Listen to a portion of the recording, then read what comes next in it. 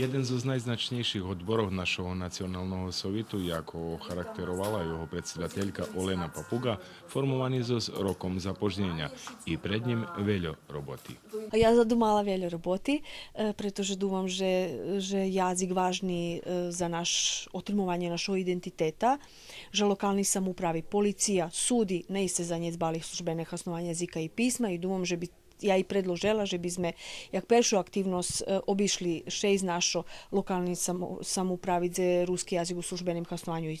i pisma, že by sme vidjeli, že kto tam zanjati, kto preklada na ruski jazyk, jak še preklada na ruski jazyk, keľo máme policajov, či še bešeduje na poštoch, u državnih institucijoh će povypisovani našo nazvi. Takže dúfam, že to bude jedna taka veľká robota, ale pôjdeme do Šidu, pôjdeme do Žablju, do tých troch, štyroch inštitúcií, ako ich pretrešeme, uvidíme, že